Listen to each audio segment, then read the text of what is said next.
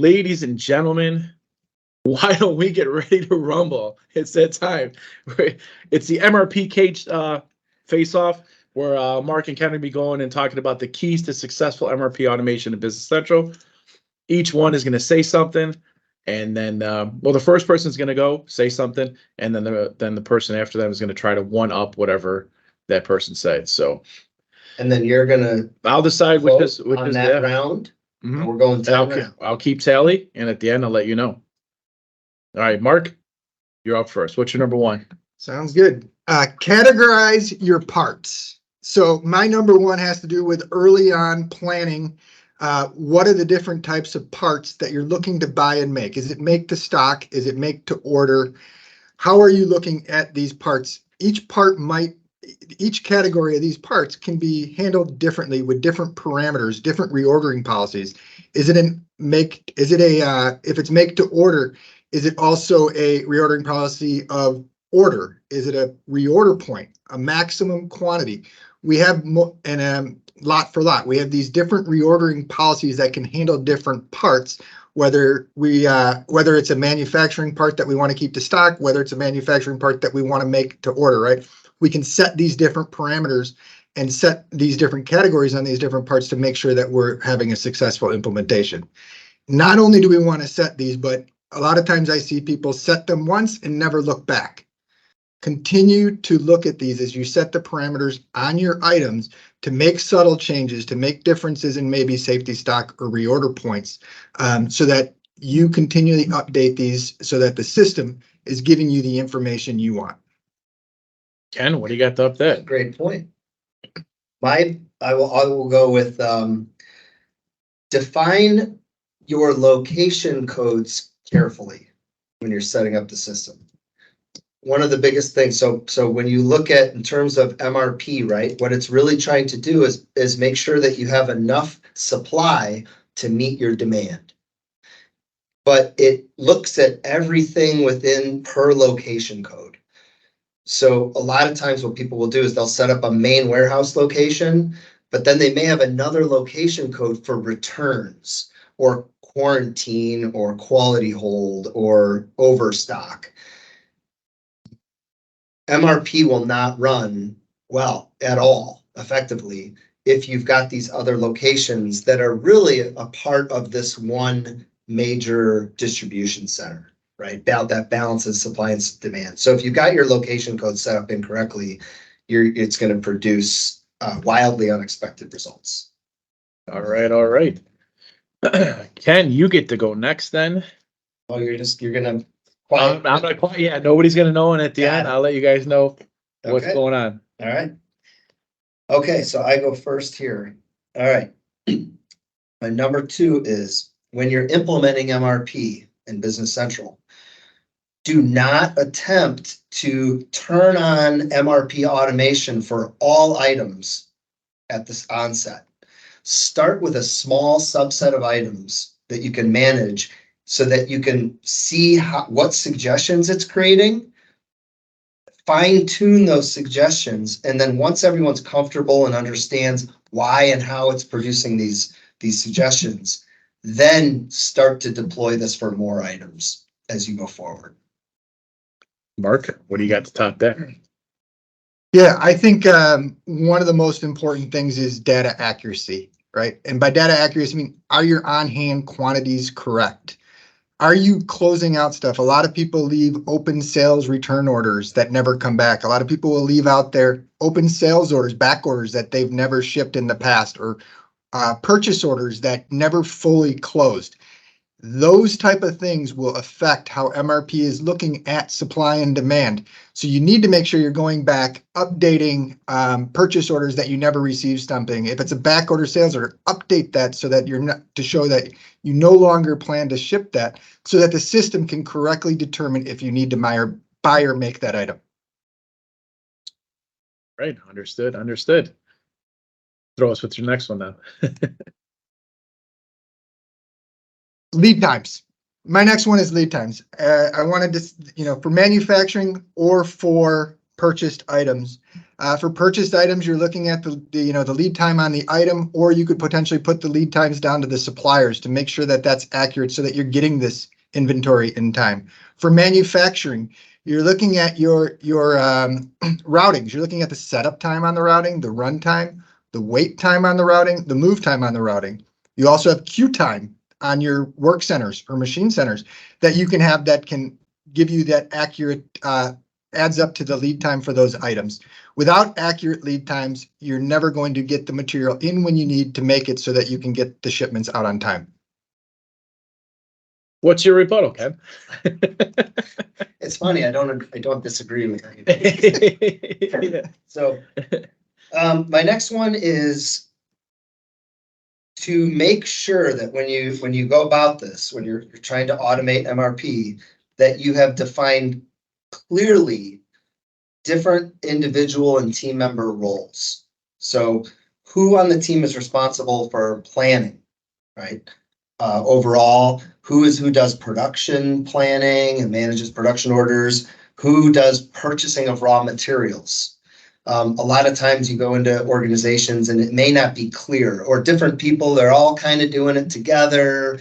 A lot of people may be stepping on each other's toes. There's not a clear line in the sand that separates who's responsible for what. And usually that's just a recipe for confusion, because everyone right now, they're all having to do this in a structured manner and no one really knows who's doing what. So to create those clear boundaries so that each person knows what they're responsible for.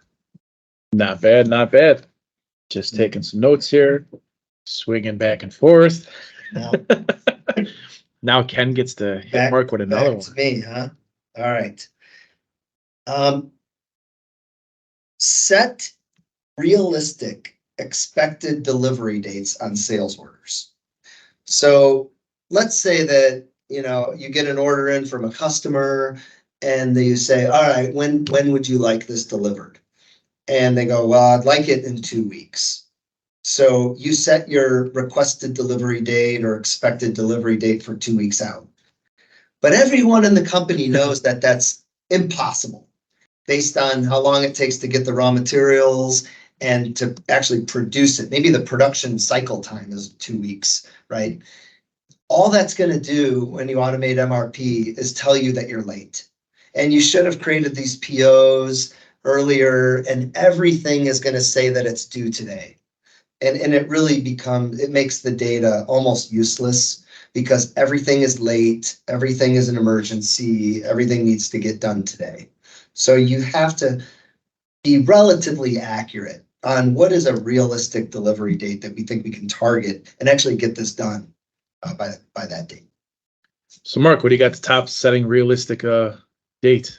I agree with it. I'm going to actually add to the dates. So everything in the system is so date specific when MRP runs, right? So your sales orders must, you're going to line up supply and demand, purchasing dates, sales dates, manufacturing due dates.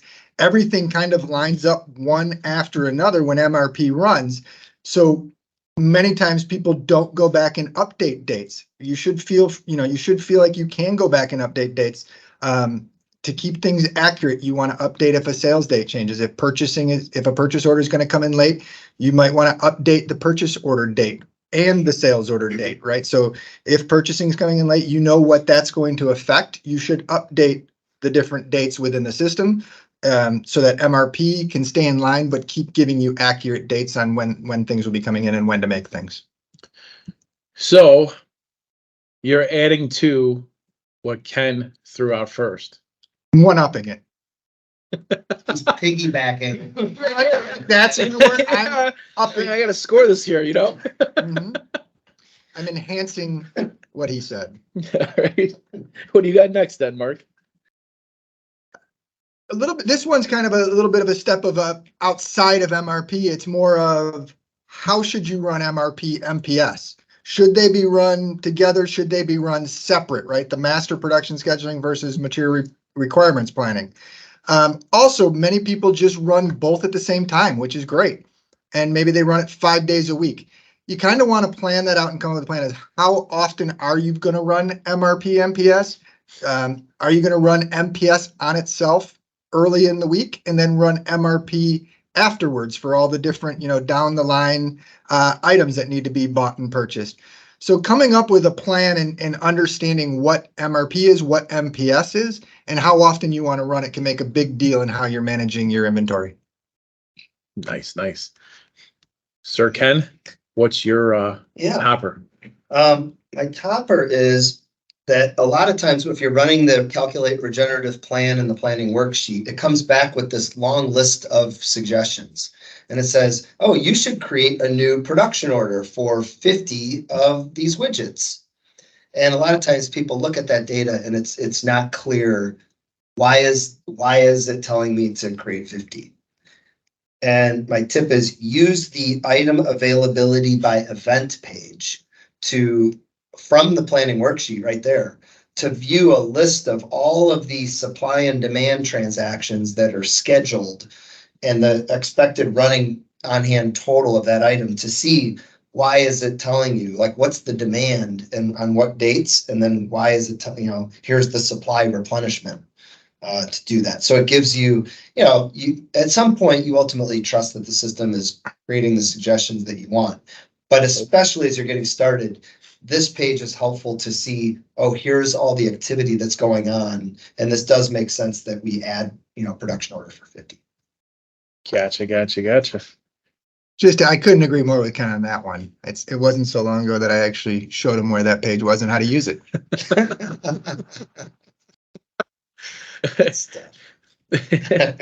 I got a knife fight going on here now. All right. Okay. So one of the issues that people deal with a lot of times in MRP is long lead times, right? Especially where it may take you, let's say, 3 months to purchase raw materials and go through a production cycle. And you expect that you're going to have customer orders for those, but those orders aren't here yet. So how do you build to that? How can you use MRP to tell you that you should be making some of these, even when there appears to be no demand? That is to use the demand forecast. So there is a function called demand forecasts, and you can go in there. And again, you're not going to forecast every item, right? But maybe some key finished good items that have long lead times. You go in there and you put in a projection of about how many you anticipate you're going to be selling over these next few months. And that way, when you run the calculate regenerative plan, you can tell it that you want to use the forecast, and it will add that projected demand into there so that you can start planning for those things today. So I got a question about demand forecasting then. Why not forecast every item? Well, a lot of times you may, if, like, for example, if you're getting sales orders in and you can deliver out of stock that you have based on your other reordering policy, or you have a very short production cycle time, you really don't need to forecast. If you say, hey, Mr. Customer, I can get this to you by next Tuesday, and you can produce those between now and then. Gotcha. You really wouldn't need to do much forecasting.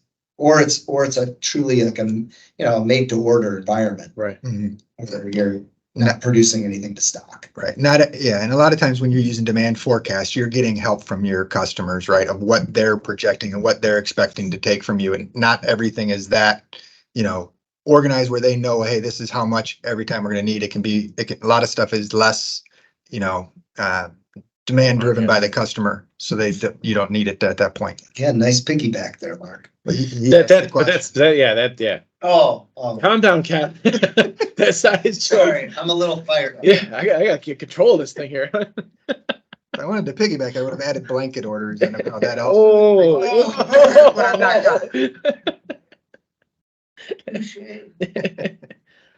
All right, mark it up.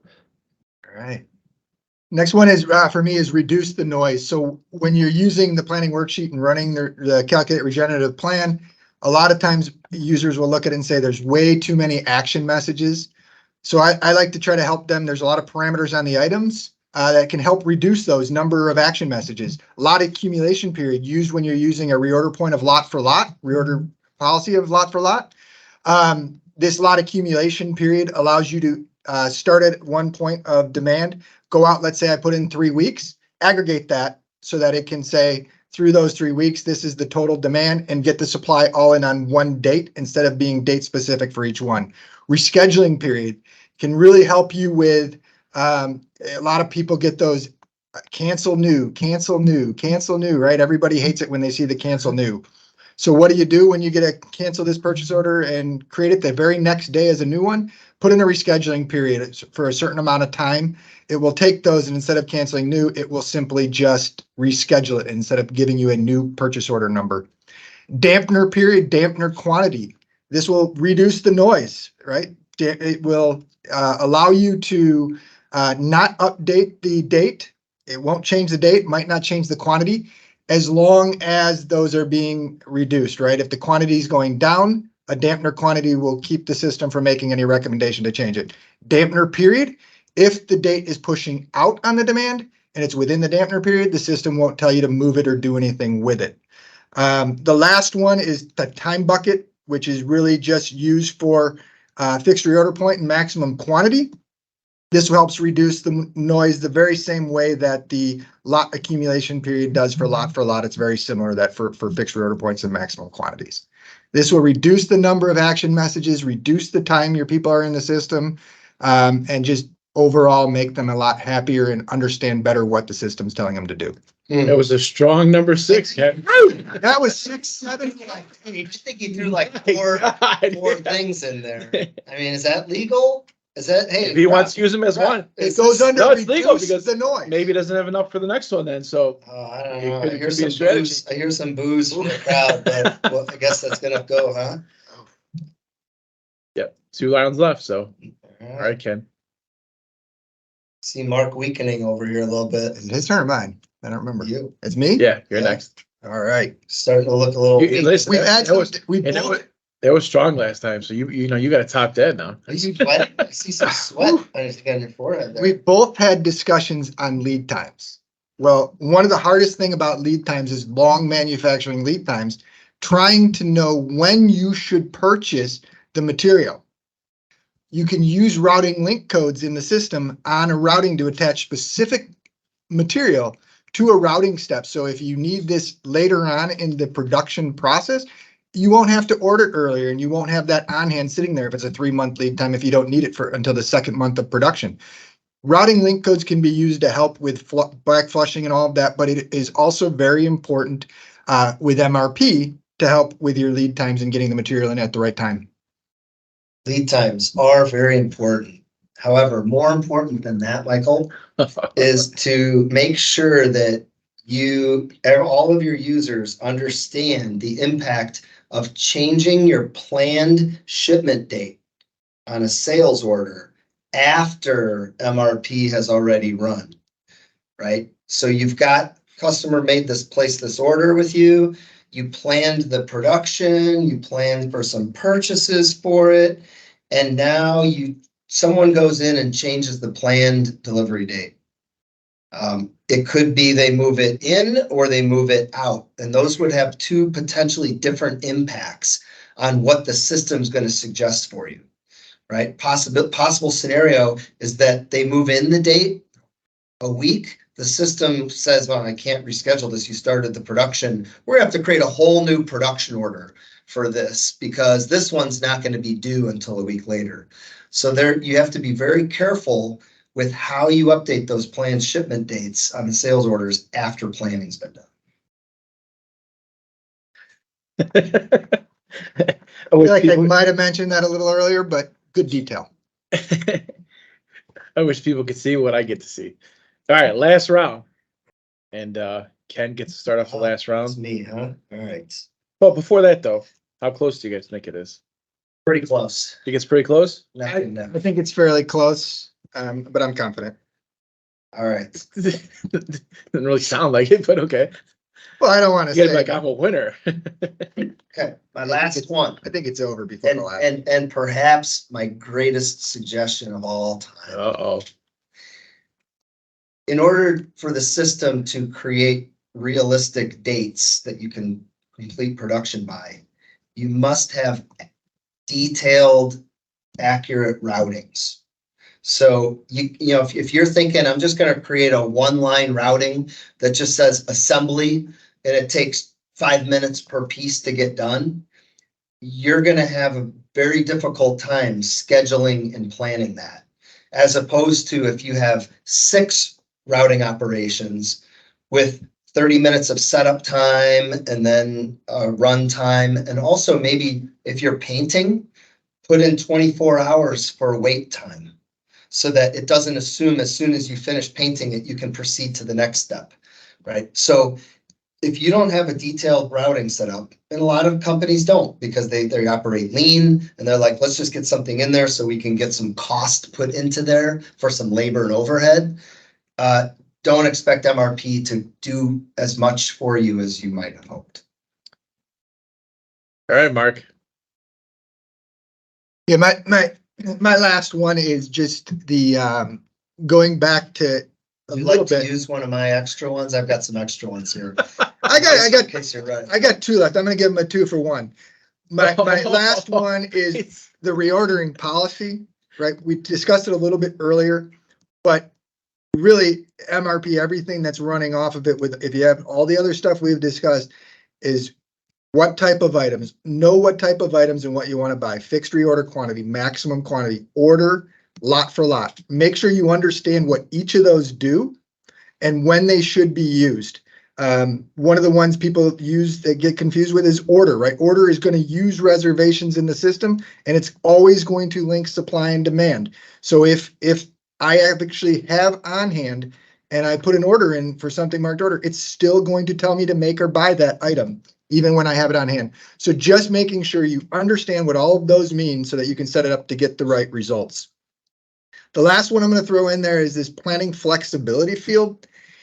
Throw the flag. We'll talk about it after. We'll talk about it after. Great tool, but dangerous. So this, right, we on purchase order lines, on production order lines, you have this ability to flag this unlimited or none. If you, depending on what you set that to, you can basically say, have MRP skip over this. Don't even worry, right? Never tell me to do anything with it. Never tell me to move it. Never tell me to do it. This is a PO that's never going to change. Great, reduces the noise. One more tool to reduce the noise. The gotcha that I'm going to tell people to be careful for is if you are changing dates and a sales order comes in and they move that date in front, MRP is not going to see that. Or if the demand goes completely away, MRP is not going to know that, and it's going to continue to tell you to use it. So it's a great tool, but you have to really understand it and build stuff around it so that you're not. Is this a cage match or a training class? What are you trying to say? We got a lion versus a cat? All right, so I think it's a scores? knockout. I think we had a knockout, in my opinion. All right, so Mark, I had to. To the I judges' got to ding you for the last one, right? When you did the 4-1, I gave you the point for that. Okay, the 4-1, whatever that was, a couple questions ago. Mhm. Not with the last. You can't do 2 for 1 on the last one. Like a low blow. Right? Oh, a twofer? Point deduction, low blow. I gave you a 4 for, Oh, but without that last one, I mean, you guys are going pretty neck and neck. Even though I had to ding you for the piggyback one, so it was 5-3, Ken. wow. Woo! Yeah, I'm telling you why you Even lost. though The they- piggyback that one, I can't give you the point if you piggyback.